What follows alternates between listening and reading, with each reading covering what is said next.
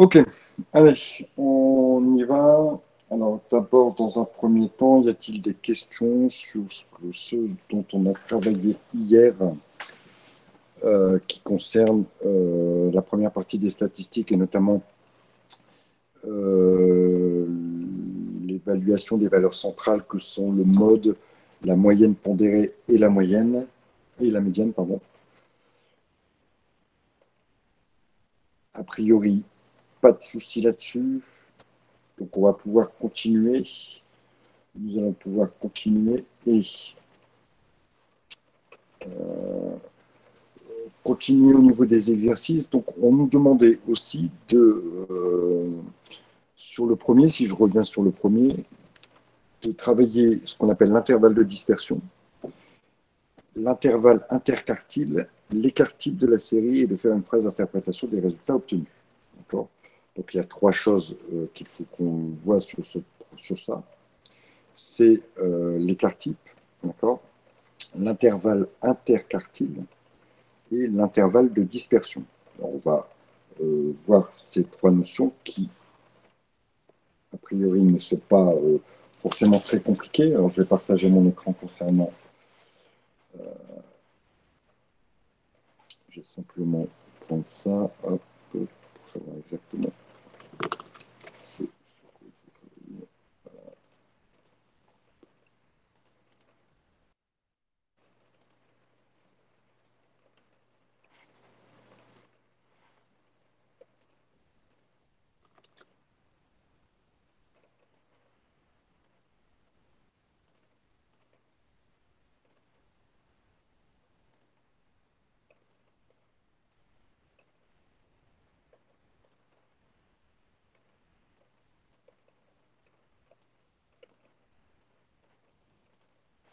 Voilà.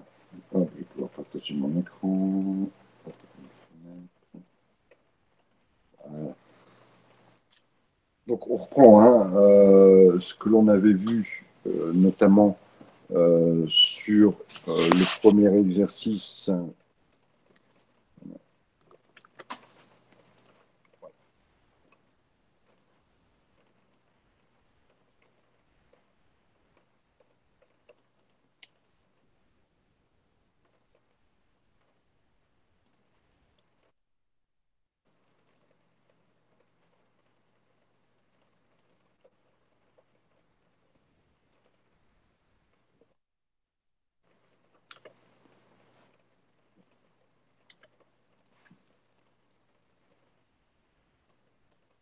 Voilà, donc on nous demandait, hop, j'accepte le dernier, vous arrivez, on nous demandait ici hein, de calculer l'intervalle de dispersion. Alors, c'est quoi l'intervalle de dispersion? L'intervalle de dispersion, ça va être la différence entre la variable la plus grande et la variable la plus petite. D'accord. Ici, quelles sont les variables que l'on utilise? On utilise des variables qui vont de 0 à 6. Donc, comme je vous le dis, l'intervalle de dispersion,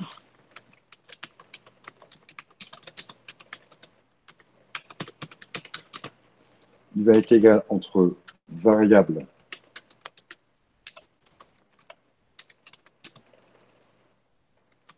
la plus haute et variable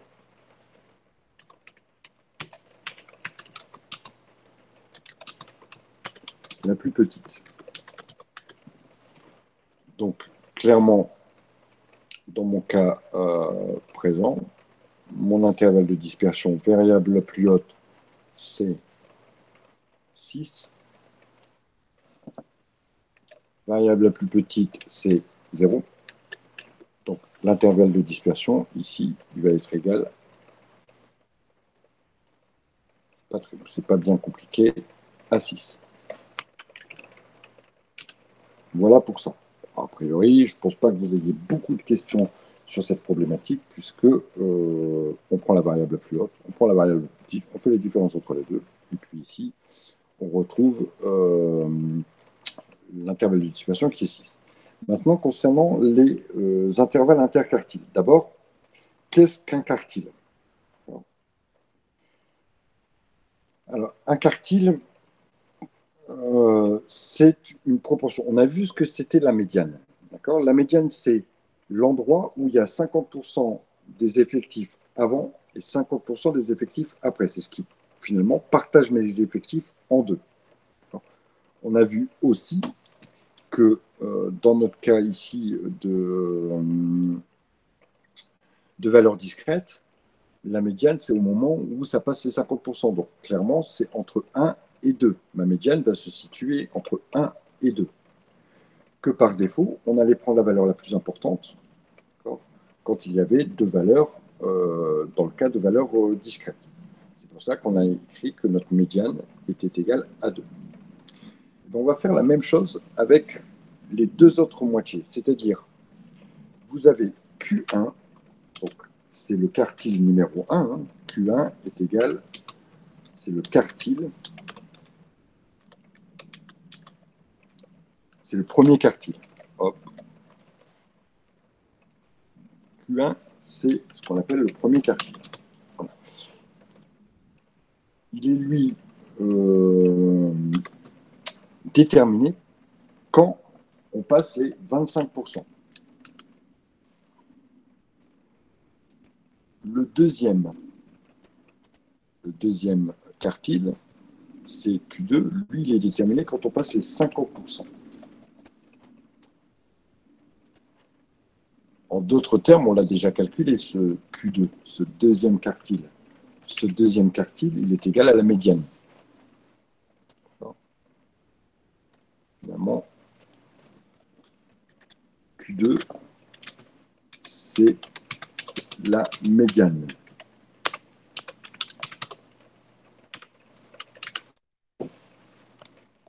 Ensuite, le Q3, le troisième quartile,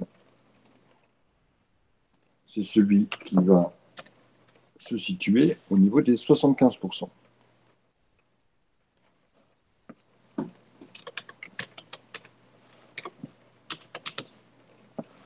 Le troisième quartile, lui, c'est celui, hop, j'ai oublié de modifier les 75%, qui part sur nos 75%. Donc, la question qu'il faut se poser ici, à quel moment je passe, exactement comment se poser la question pour la médiane, à quel moment je passe les 50%, à quel moment je passe les 25%, à quel moment je passe les 75%. Si on regarde bien ici, les 25% sont passés à quel moment? Ils sont passés exactement entre ces deux possibilités-là. Ici, exactement. Les 25% sont passés entre ces deux possibilités-là. Ils doivent être passés un petit peu plus vers les 1, mais en fait, il y a 25% des gens qui se situent entre 0 et 1 enfant. 25% des gens ont moins de 1 enfant. Puisque 32% des gens ont un enfant, obligatoirement 25% des gens ont un enfant ou moins. Pareil pour la partie des 75, elle se situe exactement ici. «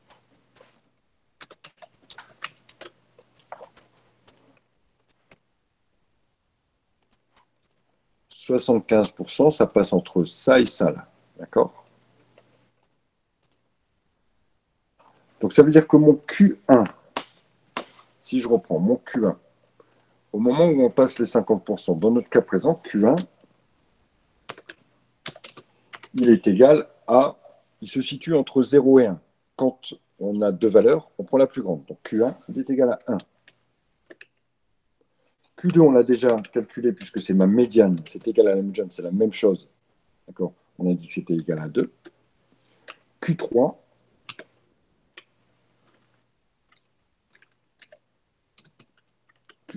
ici, il est égal au moment où je passe les 75%, c'est-à-dire entre 2 et 3 enfants. Comme on prend toujours la valeur la plus grande, il est égal à 3. Donc maintenant que j'ai déterminé Q1, Q2 et Q3, Q1 correspondant au 25%, Q2 au 50%, Q3 au 75%. Comment je vais déterminer ce qu'on appelle l'intervalle interquartile? Je vais le déterminer comme ça. Intervalle interquartile. il est donc entre Q3 et Q1. Et donc cet intervalle interquartile, je vais pouvoir lui donner par référence. Il est égal entre, alors je le situe comme ça, hein, d'accord, entre 1, point virgule, et 3. L'interprétation, c'est quoi? C'est que combien y a-t-il entre 75, entre 25 et 75%? Il y a bien 50%. Entre 25 et 75%, il y a bien 50%. C'est-à-dire que 50% des gens ont entre 1 et 3 enfants. La majorité, pratiquement, de ma population étudiée a entre 1 et 3 enfants. Donc, si je devais étudier que ces 50%, j'étudierais que ces données-là pour pouvoir écarter éventuellement, vous voyez, les données où les gens sont beaucoup moins nombreux. Est-ce qu'il y a des questions concernant les quartiles, l'intervalle de dispersion, comment on fait pour trouver les quartiles et comment on fait pour trouver l'intervalle interquartile? Y a-t-il des questions? Oui, monsieur, j'en ai une. L'intervalle interquartile, j'ai pas compris pourquoi. Entre 1 et 3. Parce que je vais prendre l'intervalle entre 25 et 75. 25, Q1 est égal à 1, Q3 est égal à 75. Donc mon intervalle, mes 50%, entre 25%, il y a 25% de la population, les 25 premiers ont 0 enfant. Ensuite, ceux qui, encore 25, encore 25, encore 25. Voilà, ça j'ai mes différentes possibilités. Je vais plutôt mettre bien des pourcentages. Donc 25% ont 0 enfant. Ensuite, il y a 50%, c'est-à-dire ceux qui se situent entre 25 et 75, parce qu'arrivé ici, j'aurais bien atteint 75. Eux, ils ont entre 1 et 3 enfants. C'est ici mes Q1 et Q3 qui me le disent. Et c'est ça mon intervalle interquartile, c'est ceux qui se situent entre Q1 et Q3, c'est-à-dire ceux qui sont ici. Est-ce que vous avez compris? Oui, merci. Alors, on va regarder maintenant ces deux données concernant l'exercice 2. Alors, je vais juste vérifier qu'on le demandait aussi dans l'exercice 2. Déterminer la moyenne, la médiane, l'intervalle de dispersion, l'intervalle interquartile et les quartiles. Parfait, c'est exactement les mêmes questions. Donc, on va pouvoir s'entraîner maintenant sur l'exercice 2. Vous vous rappelez la méthodologie qu'on a employée pour trouver la médiane. La médiane, c'était à 50%. Comment on fait? Ici, la nécessité d'avoir des effectifs cumulés, de regarder quand on passe les 50%, on les passe ici. Avant, on est à 46, après, on est à 70, donc on les passe obligatoirement ici. On a résolu l'équation par interpolation.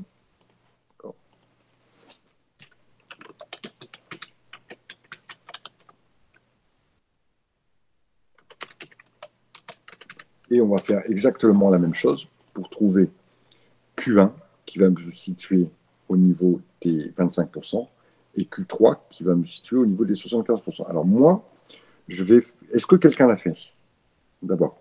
Ou est-ce que personne? C'est pas grave, hein, si personne ne l'a fait, on va le faire ensemble. Enfin, vous allez le faire un petit peu, vous allez un petit peu travailler quand même. J'ai pas de réponse, ça veut dire que personne ne l'a fait. Alors moi, je vais faire la résolution de Q1. Je veux que pendant ce temps-là, vous fassiez la résolution de Q3. Donc clairement, mon Q1, il va se situer à partir de quel moment je vais atteindre les 25%?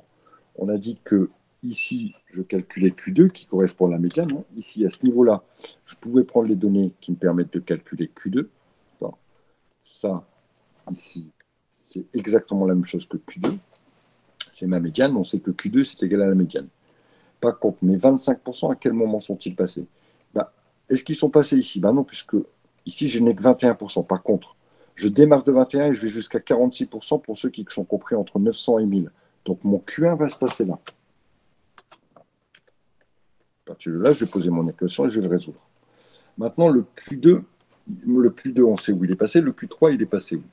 Il est passé lors de cet intervalle ici. D'accord, que je vais colorier ici en vert pour le Q3. Puisque avant lui, à 1100 euros, j'ai que 70 personnes.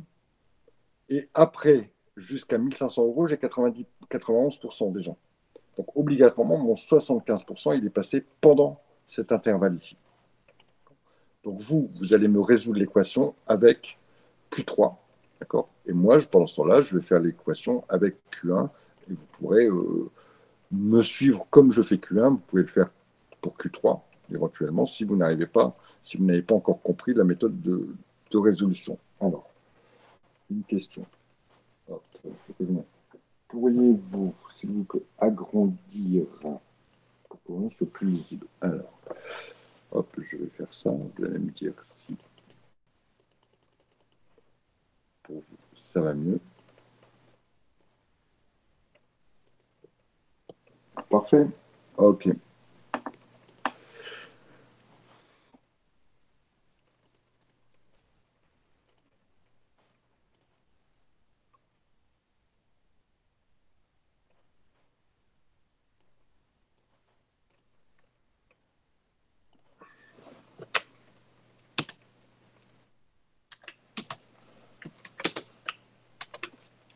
Donc ici, je vous ai indiqué qu'ici, finalement, ça me servait à calculer soit Q2 ou soit M, ce qui était identique. Hein. Je vais changer juste dans ma formule. Je vais plutôt remplacer par M ici. Ici, de l'autre côté, ça ne va pas changer grand-chose à notre résolution. Dans tous les cas, c'est mieux pour la correction quand même.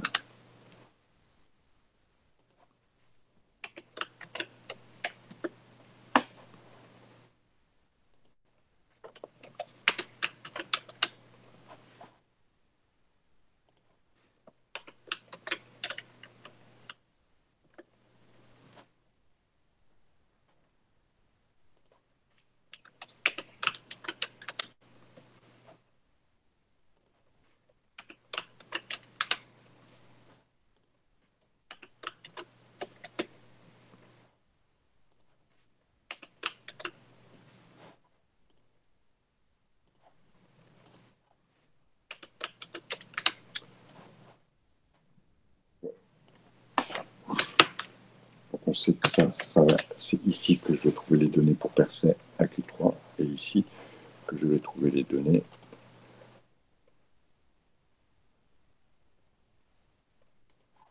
pour passer au niveau de Q1.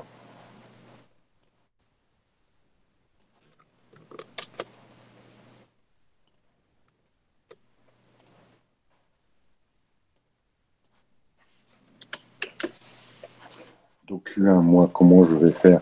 Je vais prendre, je vous rappelle, 900 et 1000, puisque mon Q1, il est passé entre 900 et 1000, entre 900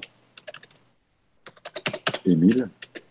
Et donc, combien y a-t-il de personnes 25 et 55? Voilà. Et ici, dans le cas de la résolution,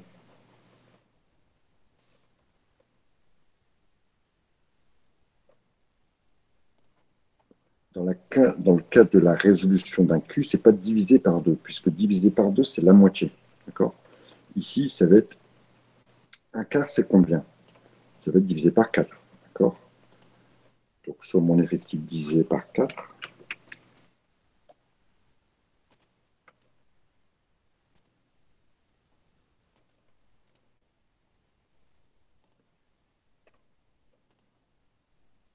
Par 4.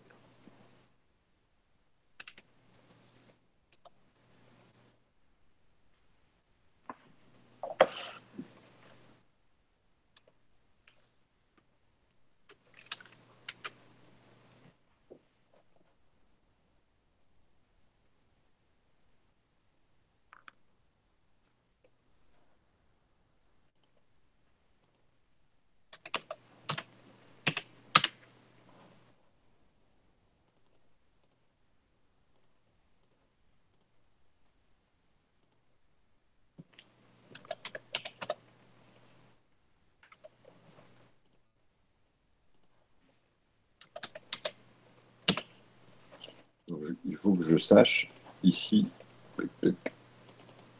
au moment où 29 personnes, puisque ça correspondait à 59 personnes, qui correspond donc à 50% de l'effectif, un quart de l'effectif, c'est 29 personnes. Donc avant 29 personnes, c'était en dessous des 25% de l'effectif. Au-dessus de 29 personnes, c'est au-dessus des 25% de l'effectif. Donc c'est pour ça que Q1 correspond à 25%. En effectif, ça correspond à 29,5 personnes.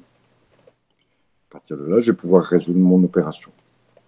Hop, moi, j'aime bien faire des copier-coller. Je fais le roi du copier-coller. Et je vais résoudre mon... Alors, je sais que je fais ça moins ça. Donc,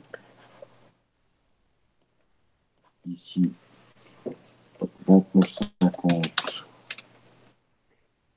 moins 25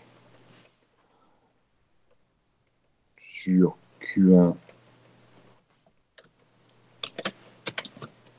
moins 900.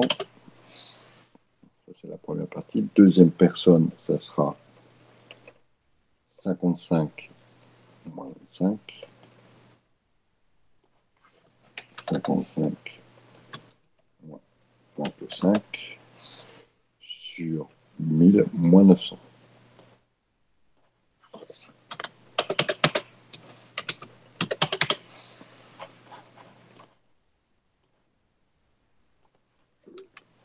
Voilà, mon équation est posée. Et je vais maintenant y aller pour la résolution. On y va. Ici, hop, je vais faire ça et je vais remplacer au fur et à mesure. Pas très compliqué ici, c'est 4,50.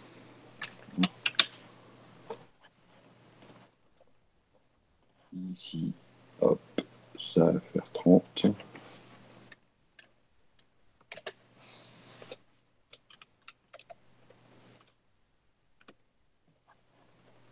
Et ici, hop, ça va faire ça. Voilà, j'avance tout doucement dans la résolution de mon équation. Je continue.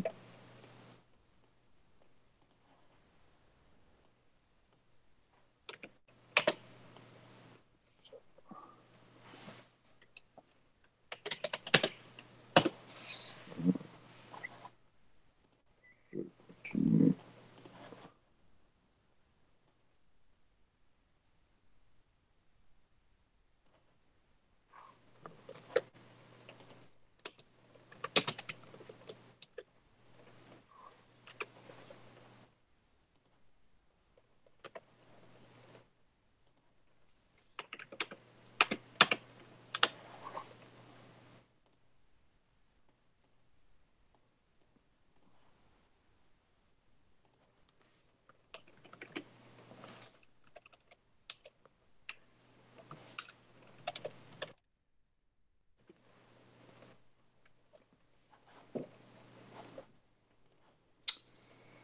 Alors,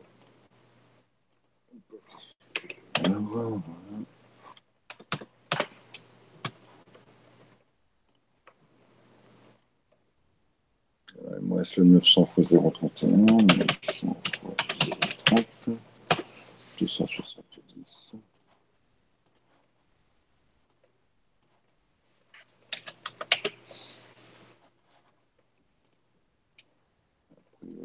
Je suis pas trop mauvais.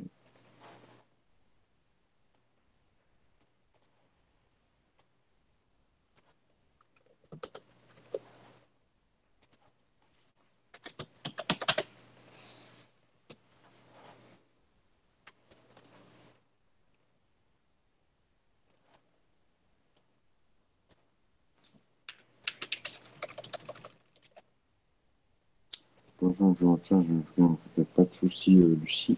On est en train de résoudre Q1 pour l'exercice 2 pour travailler sur l'écart interquartile. Peut-être que votre son n'est pas mis, Lucie, puisque les autres m'entendent. Enfin, j'espère qu'ils m'entendent.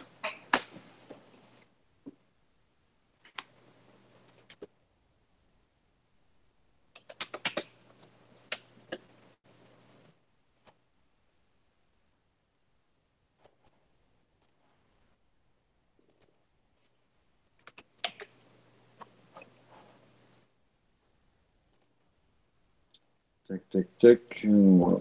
Donc 274,5 est égal à 0,30 Q1. Et donc ensuite notre 274,05 divisé par 0,30 est égal à... C'est bon, ça marche le signe Q1. Et donc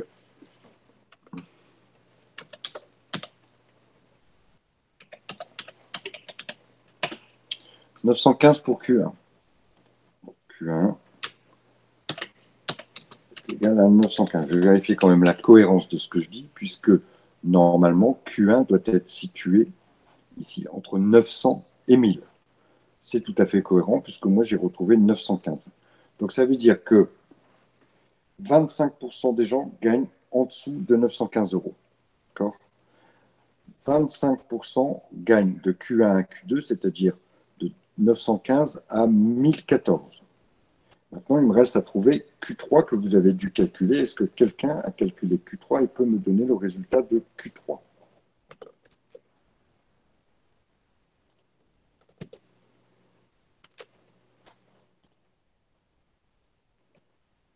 Q3, Estelle a trouvé 1188. C'est bien Estelle. Quelqu'un d'autre l'a fait? Vous pourrait confirmer le résultat d'Estelle? En attendant, je vais reprendre les mesures. Donc, Q3 est 6100.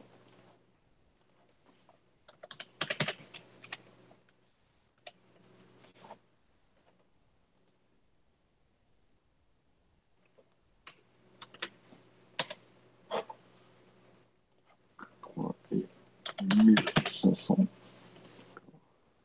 Ensuite, j'ai donc 8308.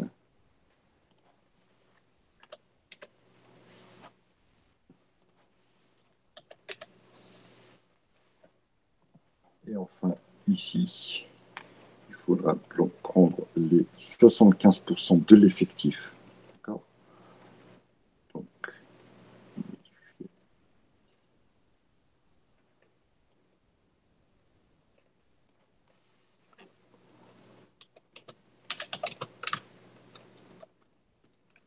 qui va me donner 118 fois 0,75. Le calcul rapide, 118 fois 0,75. Donc on devait atteindre les 88,5.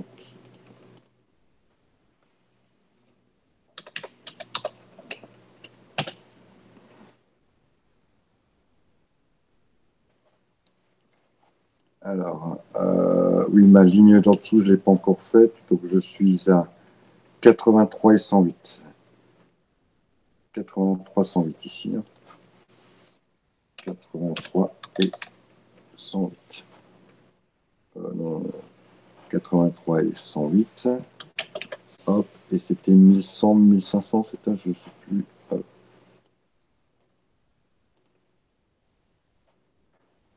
1100, 1500, ouais.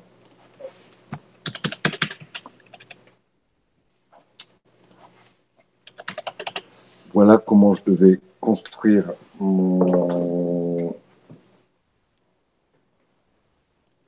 interpolation. D'accord. Alors, je vais juste écrire la correction. Je ne vais pas écrire juste la totalité ici. Je vais juste réécrire l'équation. D'accord. Et ensuite, je mettrai le résultat. Je vais faire confiance à Estelle qui a trouvé 1188. Donc, mon équation ici, hein, je sais que ça moins ça, c'est égal à ça, divisé par ça, moins ça est égal à ça, moins ça, divisé par ça, moins ça. Allons-y. Donc, on obtient 88,5.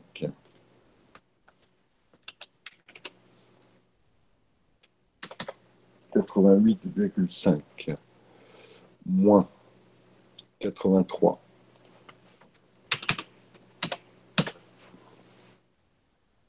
Ici, on va indiquer que c'est Q3. Moins 1000. 1100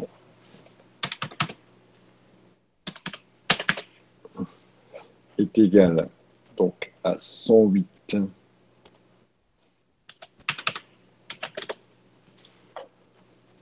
moins 83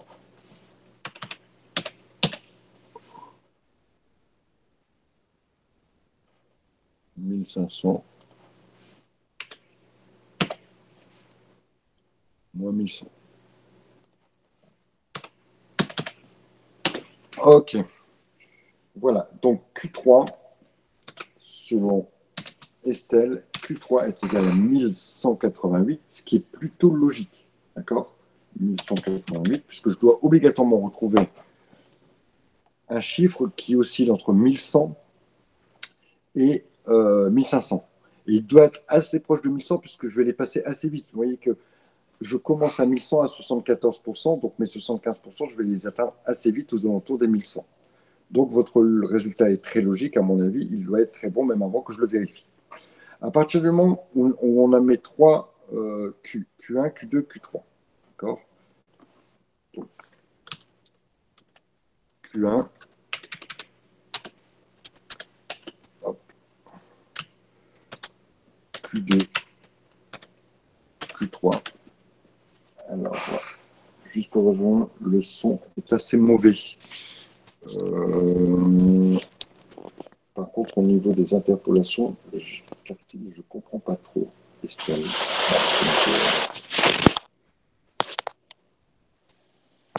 Est-ce que vous m'entendez mieux là ou pas?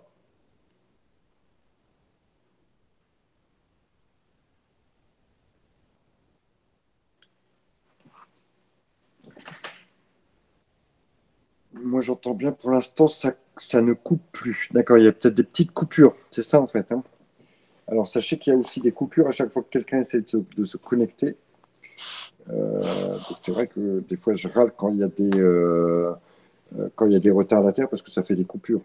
D'accord. Bon. Alors, je finis là. Hein, sur ma partie des quartiles, ici, c'était égal. Pour Q1, on avait retrouvé 915. Pour Q2, on avait trouvé, on l'avait calculé avec la médiane, c'était 1014, pardon, 0,28. Et pour Q3, nous l'avions calculé, enfin, Estelle l'a calculé pour nous, c'est très bien, 1088. Voilà mes trois quartiles qui ont été résolus. Maintenant, comment je vais déterminer mon écart interquartile? C'est peut-être ça. Je confirme le résultat d'Estelle. Ok, Adrien. L'interprétation des quartiles, je ne comprends pas trop. Je vais la recommencer, l'interprétation. Je finis d'abord par mon écart, mon intervalle interquartile.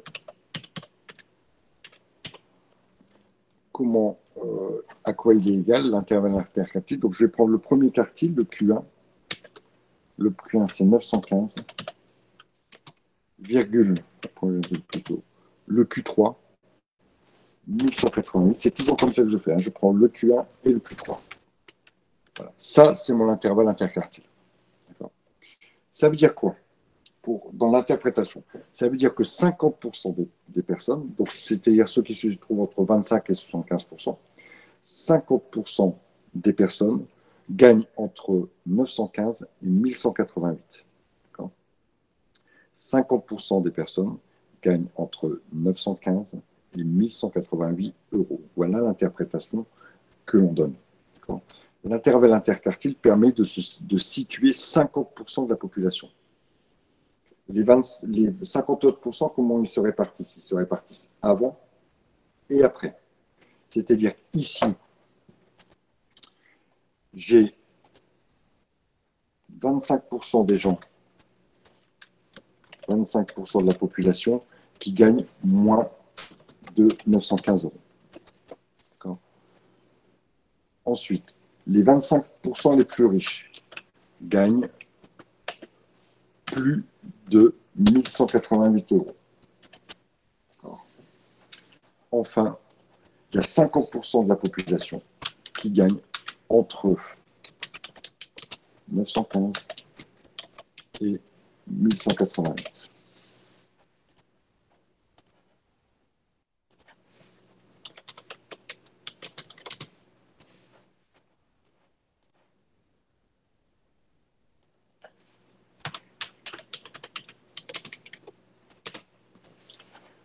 Voilà l'interprétation que l'on peut faire de notre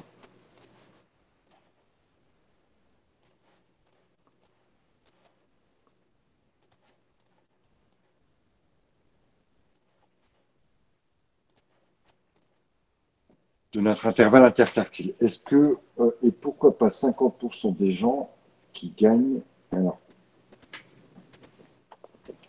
et pourquoi pas 50% des gens gagnent 1014 euros? Parce que 1014 euros, c'est ce qui nous partage en deux. Par contre, je peux dire grâce à Q1, à Q2, pardon, grâce à la médiane, que 50%, je vais refaire le petit schéma ici, 50%, je prends ça,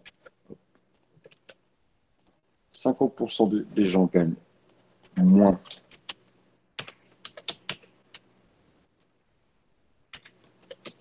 de 1014,28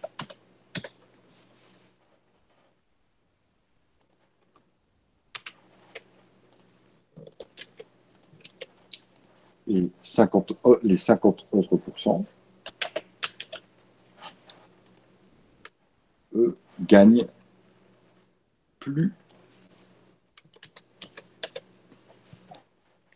de 1014,28. Vous voyez, parce que notre Q2, notre médiane est à 1014,28. Donc elle partage ma population en deux. 50% avant, 50% après. Par contre, maintenant, là, j'ai Q3, pardon, Q1.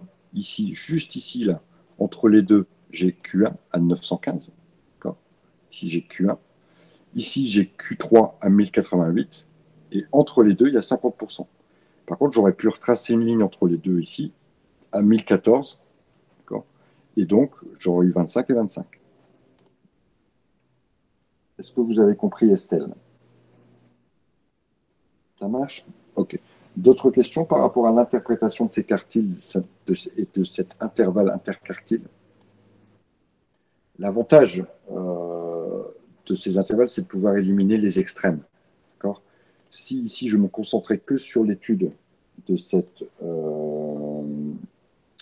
population, des 50% qui gagnent entre 915 et 1188, j'élimine les extrêmes. J'élimine ceux qui gagnent peu et ceux qui gagnent beaucoup. Et ça me permet de recentrer mon échantillon sur vraiment la population la plus importante.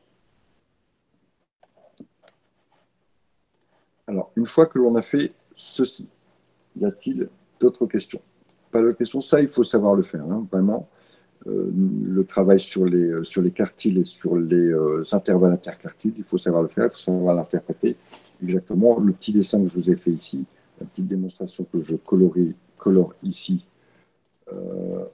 ça vous explique vraiment concernant la médiane, 50% avant, 50% après, la médiane ou Q2, hein, et concernant les Q1 et les Q3, et l'intervalle interquartile, comment on arrive à le dessiner et comment on arrive à se le représenter finalement. Voilà pour ça. Alors, je vous laisse 2 minutes regarder, éventuellement me dire s'il y a des problèmes, s'il y a des choses que vous ne comprenez pas. Hop, moi, je vais regarder ce qu'on doit faire ensuite. Nous devons calculer l'écart type. D'accord.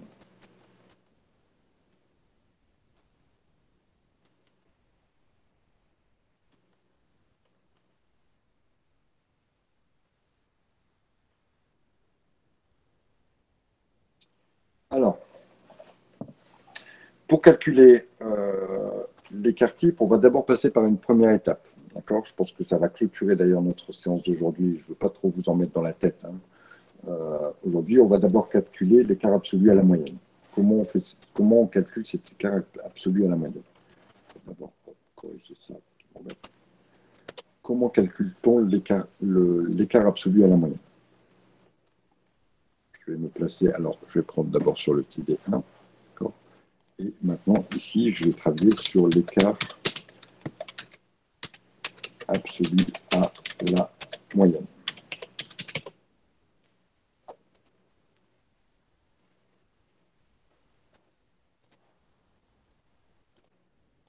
Je vais reprendre les données de mon tableau.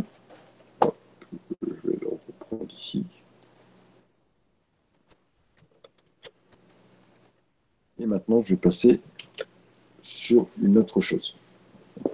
Ici, alors, la moyenne, nous l'avions déjà calculée.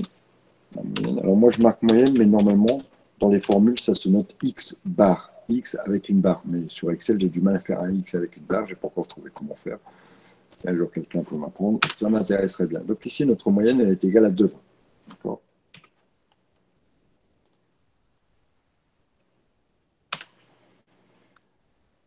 Ce que je vais chercher, c'est l'écart entre la moyenne et ma variable. Donc ici, mon écart, je vais d'abord passer par une première chose. Je vais travailler entre l'écart entre mon XI et la moyenne. C'est la première chose que je vais faire. Donc c'est trouver l'écart. Donc finalement, je vais même le matérialiser différemment tout ça. Je vais prendre la différence entre XI et la moyenne. Donc, je calcule l'écart.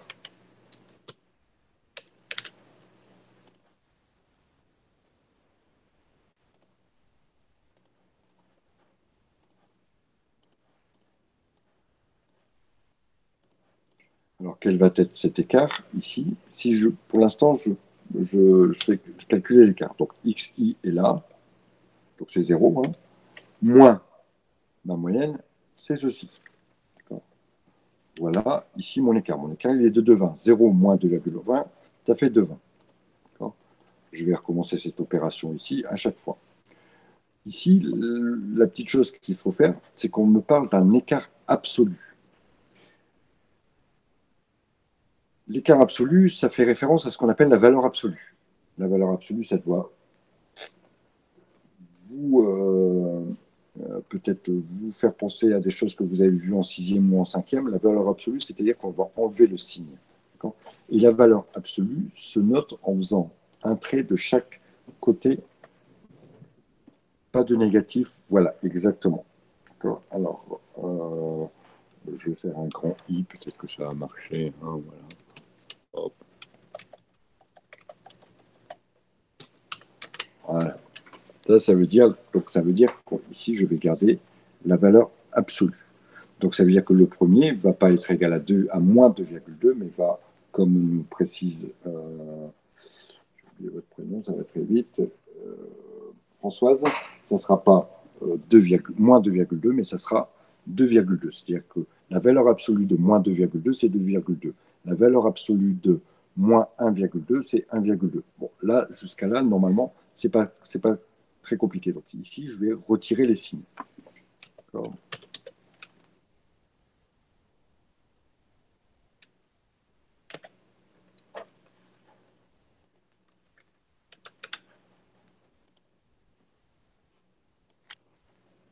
Voilà. J'ai retiré les signes de mon calcul. Ensuite, à partir de là, je vais multiplier les NI par le montant que j'ai retrouvé ici. Alors ici, je vais faire mon NI multiplié par l'écart que j'ai calculé précédemment. Donc, pour que ça soit bien compris par tout le monde, je vais marquer le calcul que j'ai fait, que je vais faire. Donc ici, je vais faire 27 fois 2,2. Ici, 57 fois 1,2 et ainsi de suite.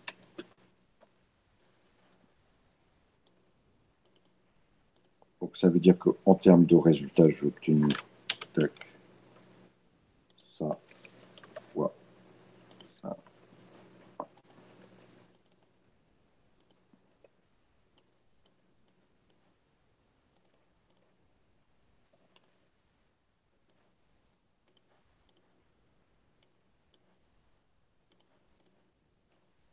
Je vais continuer pour que ça soit cohérent. Donc 75 fois 0,20, on n'est pas pour très longtemps. 53 fois 0,80. 33 fois 1,80. 7 fois 2,80. Et 4 fois 3,80. Voilà tous les calculs qui m'ont amené au résultat, bien sûr, que vous voyez à côté. Je vais maintenant additionner ma totalité des écarts ici.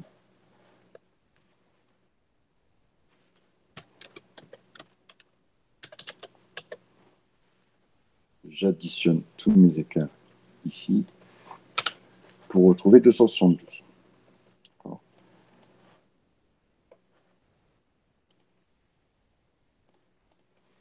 Je vais remarquer que c'est un total ici que j'ai effectué.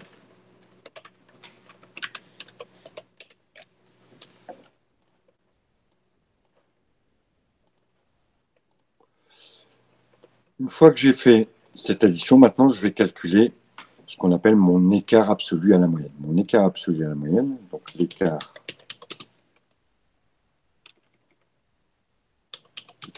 absolu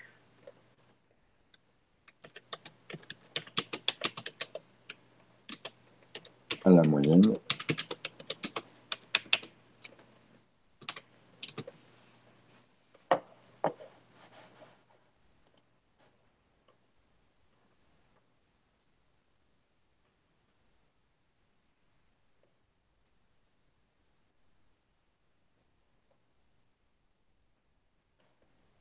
Ici, il va être calculé en faisant,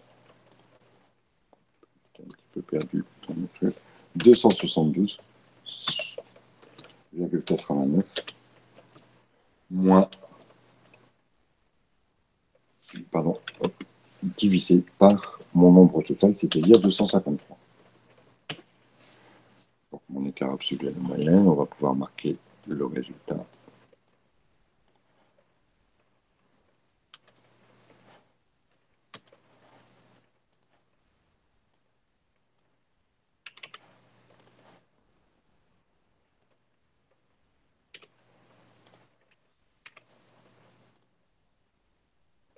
Qui est de 1,08. Alors, maintenant, on va falloir interpréter ce chiffre. Qu'est-ce que ça veut dire?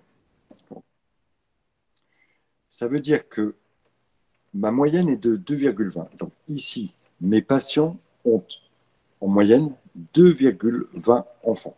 Parce que c'était ça. Ah non, on n'est plus sur les enfants, excusez-moi. On est sur les ventes. D'accord.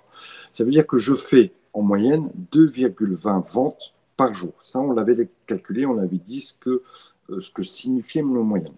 D'accord. Et qu'en moyenne, quand je fais plus ou moins de ventes, cette moyenne varie de 1,08. Ça veut dire que globalement, je fais 2,20 en moyenne et que les écarts entre les ventes qui sont au-dessus ou en dessous sont en moyenne de 1,08. D'accord? Alors, je répète l'explication. En moyenne, je fais 2,20 ventes par jour. C'est ce qui était établi et c'est ce qu'on avait calculé avec la moyenne arithmétique. Maintenant, par rapport à cette moyenne, les jours où je vends plus, en moyenne, je vends plus 1,08 et le jour où je vends moins, je vends moins 1,08. C'est-à-dire que les jours où je vends plus, je vends en moyenne 3,28 et les jours où je vends moins, je vends en moyenne 1,02. C'est-à-dire 1,20 moins 1,08. Est-ce que vous avez compris cette donnée? Est-ce que vous avez compris la signification de ce tableau? Désolée, mais moi, j'ai pas compris. Bien, mais... Donc, autant le nombre de jours, le nombre de ventes, l'écart absolu à la moyenne, ça c'est bon. La moyenne, c'est bon. Mais je comprends pas pourquoi est-ce qu'on multiplie le nombre de jours par l'écart. Je suis désolée de vous faire répéter, mais... Pas du tout, il n'y a strictement aucun souci par rapport à ça. Pourquoi je multiplie le nombre de jours par l'écart? Parce qu'en finalement, Combien de jours sont avec un écart à 2,20? En moyenne, je fais 2,20 ventes. Par contre, il y a 24 jours où je fais 0, donc où j'ai un écart de 2,20. Ça, on a calculé notre écart, d'accord? Notre écart, ici, il est de 2,20, c'est-à-dire que par rapport à la moyenne, je vends 2,20 en moins ou en plus. En tout cas, je suis distant de 2,20 par rapport à la moyenne.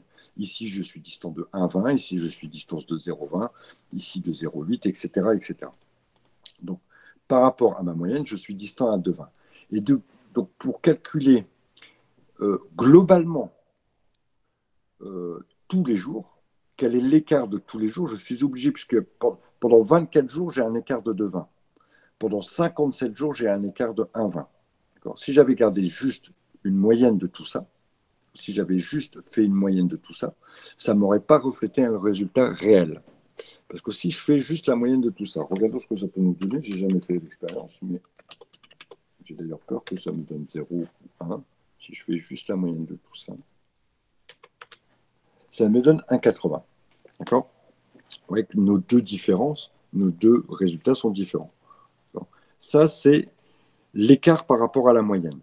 L'écart moyen, si je ne prends pas en compte le nombre de jours où cet écart a été pratiqué, l'écart moyen, si je ne prends pas en compte, si j'avais eu 1, 1, 1, 1, 1 partout, je suis sûr que j'aurais retrouvé 1,88. D'accord?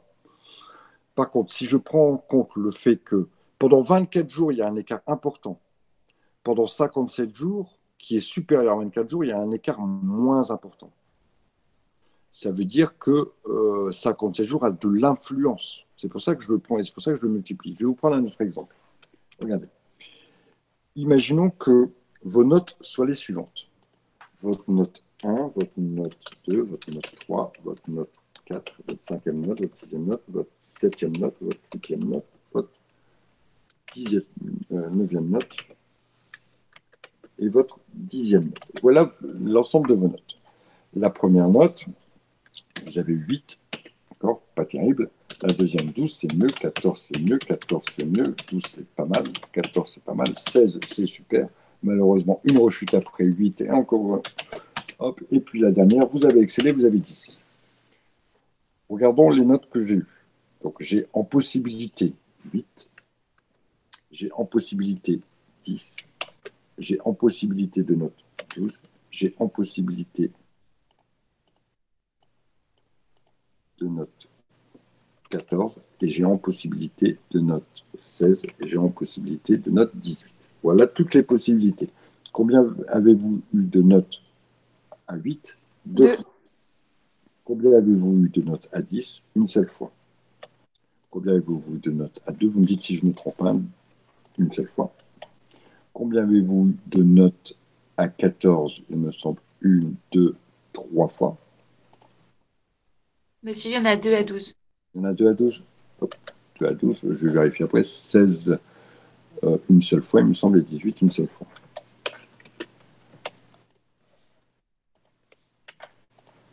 A priori, je devrais retrouver une somme de 10 notes, ce qui est bon, donc mon chiffre il est bon.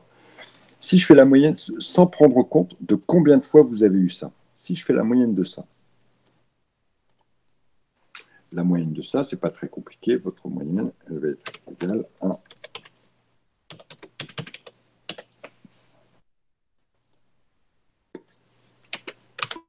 votre moyenne est égale à 13.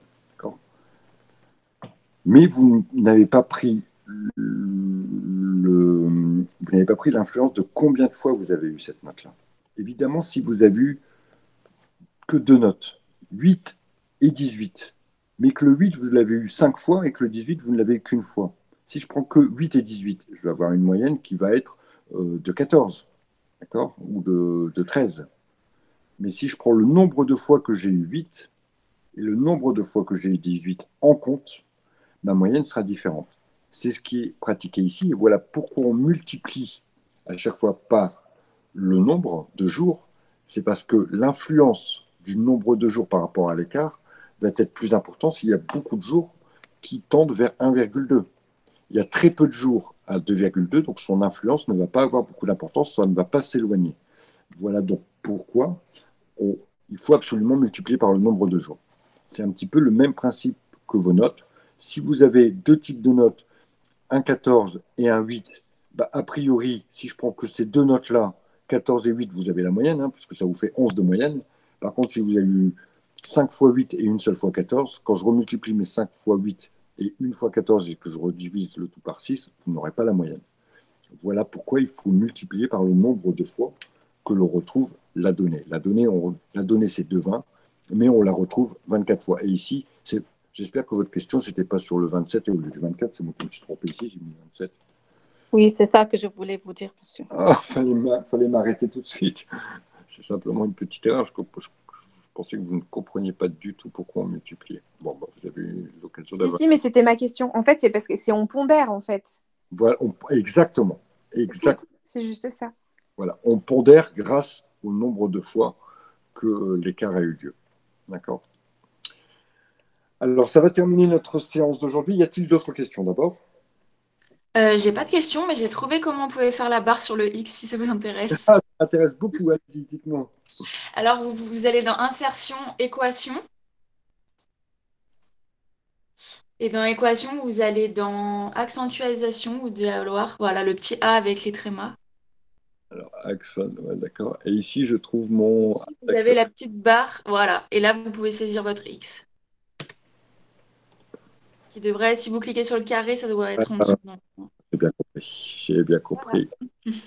C'est super, mademoiselle. C'est qui? Mais de rien. J'ai pas vu qui parlait là? C'est Laurine Merel. Super, Laurine. Mais de rien. Merci beaucoup. Oh, bah voilà, merveilleux. Mes cours, ils vont être super beaux maintenant. Ça marche. Bon, bah écoutez, on se revoit pour la prochaine fois et puis on progresse. Essayez de regarder un petit peu vous de votre côté. Je sais que ce sont des chapitres un peu compliqués. Et puis on progresse tout doucement. A priori, on devrait arriver sur la variance et l'écart type lors de notre prochain cours. Ça marche pour tout le monde? Excusez-moi, j'ai juste une petite remarque. Est-ce que c'est normal que si je fais 253 fois l'écart absolu à la moyenne, je tombe quasiment au total des NI fois écart ou c'est juste un... Bah, c'est normal, si vous avez fait 272 divisé par 53 est égal à 1,8. Si vous faites l'inverse, 1,08 multiplié par 253, vous allez obtenir 252. Oui, ok, d'accord. Non, mais c'est peut-être bête, mais... Il n'y a aucune question qui est bête. Ok, d'accord. C'est normal et ça tombe bien. C'est que votre calcul, il est plutôt bon. Il n'y a pas de souci. Ça marche? Bon, bah écoutez, si tout le monde est d'accord, on va pouvoir aller manger. C'est bon. Je vous souhaite une bonne soirée et puis je vous dis à vendredi. Donc, a priori, on devrait se revoir vendredi. Allez, ciao à toutes.